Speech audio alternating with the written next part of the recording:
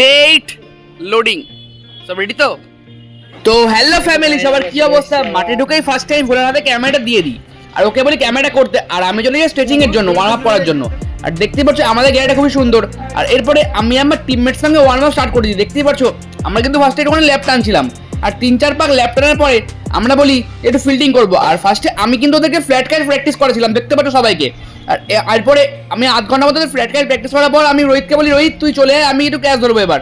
রোহিত বলে এবার আমি যাচ্ছি, তুই এবার চলে আয় ক্যাচ ধরার জন্য। আর আমি চলে যাই ক্যাচ ধরার জন্য। দেখতে পাচ্ছ আমি কিন্তু কনস্ট্যান্ট আধ ঘন্টা ফিল্ডিং করছিলাম, একাই ফিল্ডিং করছিলাম, কারণ ওদের কিন্তু ফিল্ডিং হয়ে গেছিল। আর আমার হাতে কিন্তু সহজে খুব একটা ক্যাচ মিস হয় না বন্ধুরা। তো দেখতেই পাচ্ছ কিন্তু অনেক দূর দূর বলে ক্যাচগুলো গিয়ে ক্যারি করছিলাম। তো এরপরে ক্যাচ ধরার পরে আমি রোহিতকে বলি, রোহিত এবার কিন্তু ফিল্ডিং হয়ে গেছে, লাস্ট 2-3টে ক্যাচ আমাকে দিয়ে ছেড়ে দেয়। এরপর বাউন্ডারি লাইন থেকে রোহিত কিন্তু ক্যাচ দিচ্ছিল, আর সেই ক্যাচও কিন্তু এরপরে ক্যাচ করছিলাম আমি।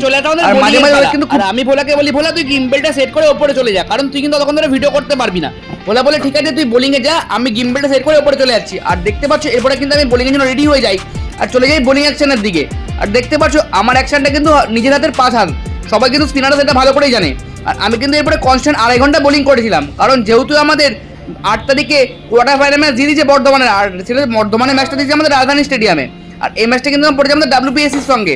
দেখতে পাচ্ছ আমি কিন্তু খুব একটা ভালোই বল করছিলাম, আর আমি কিন্তু সেদিনকে ব্যাটটা করিনি, কারণ আমি সেদিনকে বোলিংয়ে বেশি ফোকাস করছিলাম।